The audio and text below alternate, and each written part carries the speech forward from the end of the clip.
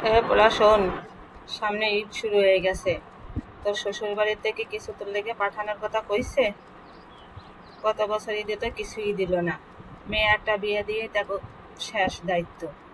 এবার কোরবানি ঈদ সামনে আসতেছে, তোর শ্বশুরে কবি একটা খাসি একটা গরু পাঠায় দিতে, তাই নাহলে কিন্তু তো তোর বউর কপালে কষ্ট আছে।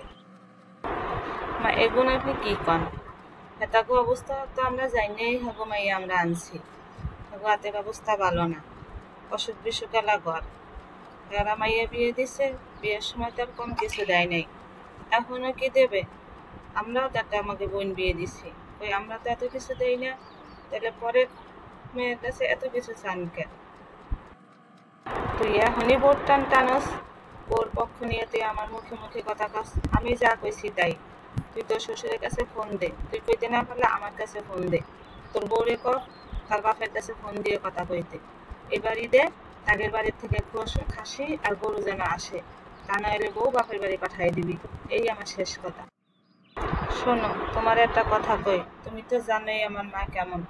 তোমার বাপের কাছে ফোন দাও, ফোন দিয়ে কও এবার ঈদে আমাদের বাড়ির জন্য গরু আর খাসি পাঠাই দিতে কও, তা না হলে মা বাড়ির মধ্যে অশান্তি করবে। আপনি এগুলা কিতা কইতেছেন? আপনি তো আমাকে বাড়ির অবস্থা জানেনই। আমার বাপে কত দেনা দায় করে আমার বিয়ে দিছে। বিয়ের সময় তো সোনা গয়না দিয়ে কম কিছু দেয়নি আপনাকে। আপনাকে তো কোনো দাবি দেওয়া ছিল না, কিন্তু বিয়ের পরে প্রতিদিনই কোনো না কোনো কিছু আপনাদের দাবি থাকেই। এখন এই ঈদে কোরবানি ঈদে আপনাদের গরু আর খাসির চাহিদা, আমার বাপে দিতে পারবে না।